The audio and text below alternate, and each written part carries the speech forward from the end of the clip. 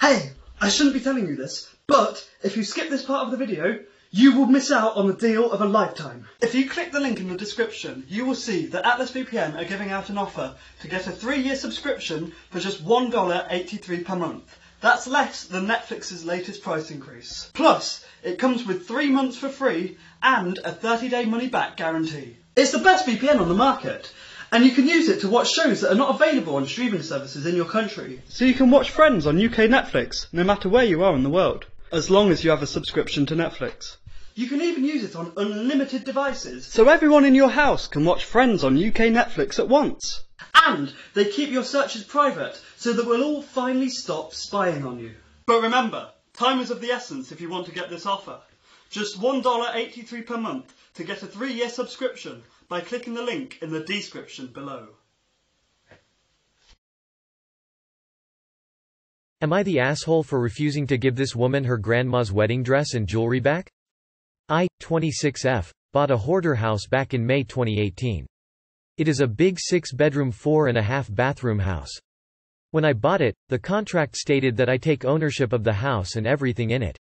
The lady who owned it died, and her heirs could not deal with the stench and literal mountain of junk and waste in it. You could only open the door not even 8. And some rooms had the junk filling them wall to wall and floor to ceiling. Well, it took me these last 4 years to finish cleaning, fixing and updating it. While doing the cleaning I made sure to check everything before throwing it out. Ended with more than $20,000 of money, some nice jewelry and antique furniture, and finally a stunning 40s style, lace-covered wedding dress. This woman took care of that dress until she couldn't anymore, and it took just some minor work to restore it. I currently don't have a partner, but I decided that it would be the dress I will be wearing if I ever get married.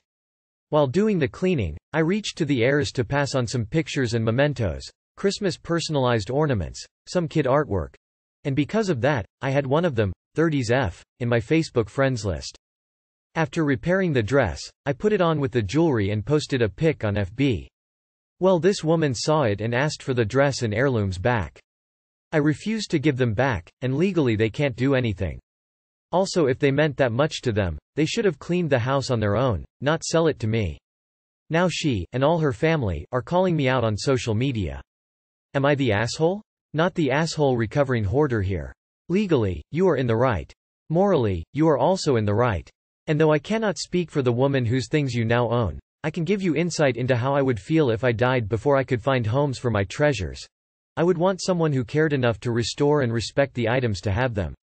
You saw the beauty in them, as did she. You didn't just chuck it all in a dumpster. Take them, wear them, be happy to honor the original owner. Her family did not view these things as anything but a hassle. Edit. Thank you everyone for the upvotes, awards, and most of all kind comments. Am I the asshole for refusing to dye my daughter's hair because her school complained? My daughter, 15F, dyed her hair dark reddish brown for her birthday. I didn't let her dye her hair in middle school but said she could in high school. The school has a dress code for hair that just specified natural hair colors only. Which I took to mean browns, blondes, reds, black etc., basically natural tones. Her natural hair is black, but I don't think it's much of a change. The hairdresser that did a bleaching on her hair said it was not lightened enough to cause significant damage. But then one of the teachers in the beginning of the October last year began complaining to me during parent-teacher meetings that her hair didn't meet dress code. I said her hair color grew out of people's heads, so why was it out of dress code? She told me it was clearly not her natural color, and I shot back tons of her students that I saw that evening had blonde hair and highlights when they clearly natural brunettes. She claimed they look like they could be blonde, but my daughter's hair was supposed to be black. My daughter is Asian, so it's pretty racist to say she can't dye her hair, and I brought it up with the principal, but he agreed with her, saying it was against dress code. But I saw tons of white kids in her class with obviously brown hair that dyed it blonde and even red, but no one said anything. They want me to darken her hair again so it looks natural. This went on until the end of the school year. I contacted the superintendent several times, but she never got back to me. It's almost the start of school again, and I get an email from the principal reminding me my daughter is only allowed black hair. She still has her reddish-brown hair and doesn't want to dye it back. But I've tried to fight it, and the last thing to do is to barge into the superintendent's office and demand she get involved. Not the asshole. Contact your city's newspaper and inform a reporter about the school's racism. The reporter will contact the school district's PR person for info. Slightly smiling face. Edit.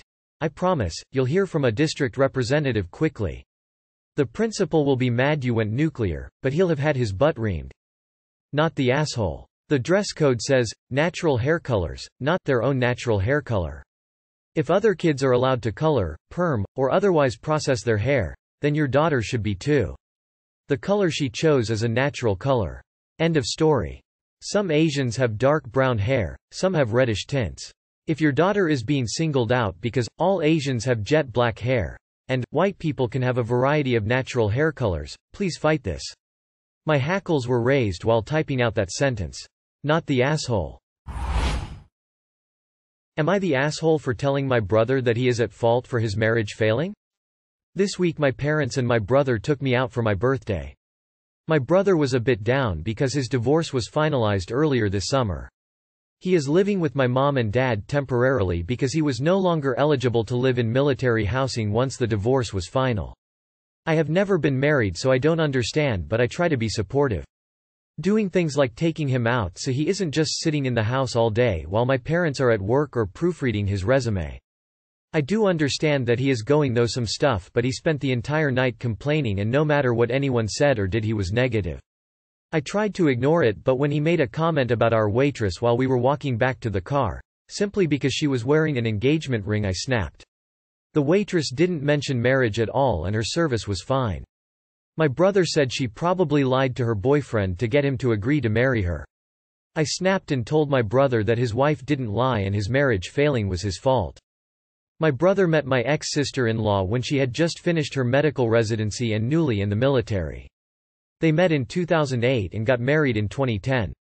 From the start she told my brother she never wanted kids. She was open about being childless by choice to everyone. He dated her and married her. This whole time he thought she would change her mind, and after all this time he got mad at her when she got mad at him for pressuring her to have kids. I didn't marry her and I knew she was childless by choice. It wasn't a secret. She divorced him because he wouldn't stop pressuring her to have kids and get her tubes untied. He went so far as to try and change the divorce ground from no fault to fraud, claiming she entered the marriage under false pretenses. That didn't go anywhere. He maintains she lied and he is also mad he wasted so much time with her. Before I snapped at him I never said anything. His divorce was none of my business and I only tried to be a supportive brother. But his comment about the waitress pushed me over the edge. He has got his underwear in a twist and wants me to say sorry to him. But I am not sorry. I have listened to him complain for months since she filed for divorce and it's only gotten worse since he moved back here. I have tried to be supportive and helpful as much as I can. Was I the asshole for snapping at him? He's still pissed about it. Not the asshole. But also probably not going to get him to see reason. The literal years of him expecting his ex to change her mind should tell you that he's someone who crafts the narrative he wants when confronted with someone telling him something he doesn't want to hear. Not the asshole. Your ex-Sil went as far to be sterilized in order to remain child-free. I am also child-free and similarly sterilized. You stood up for her and the waitress when he was being a prick. He knew the deal and figured he could change her mind and that makes him the Not the asshole. He made his bed. The fraud was all in his own mind. Assuming his ex would change her mind just see he was so wonderful and it would a crime against humanity not to replicate his genes in some form. What an She's better off with him and so, too, would you be? Am I the asshole for highlighting that my wife sabotages her daughters? They are 11 and 13. I've noticed her telling them the wrong information at times, or missing out crucial information from instructions, and I believe it is to make them fail. I've noticed this pattern and begun to watch. For example, they have afro hair and she insists on brushing out all of their knots when their hair is dry, before they get in the shower. They sit silently but they have pain across their faces as she tugs at their knots. I mentioned this at work and one of my colleagues said her daughters should brush their hair when it's wet with conditioner on as the knots will slide out. I noticed that my wife does this to her hair, but still insists her daughters sit and get their hair brushed out. One of her daughters wanted to bake a cake, and my wife laughed to me afterwards as she said she missed out a crucial step in the recipe and her daughter was upset when she failed. It really bothered me as it seemed to give my wife a sense of satisfaction to leave her daughter to struggle and watch her fail. One of her daughters didn't like one of my wife's that she had cooked. She's insisted the whole family follow her strict diet. And my wife then punished her silently by ordering her many ready meals and putting her on a ready meal diet for the next month, without any explanation? I gently approached my wife with this and she is now giving me the silent treatment. Am I the asshole? This isn't sabotage, this is abuse. Edited to add you are the asshole. Wife is too, but still. I put you are the asshole because he labels it sabotage when it's clearly a woman taking pleasure in her kids suffering, and in his comment he said she finds it funny when people get hurt, yet he gently approaches wife. She's also an asshole obviously, and it could be ESH, but his attitude was so passive in the face of children suffering. You're not the asshole and your wife is actually not setting them up to fail, she is being abusive. Say it with me. My wife is abusing our daughters. Not the asshole. But these girls are being abused. You need to intervene. There's entire subs devoted to people raised by people like your wife.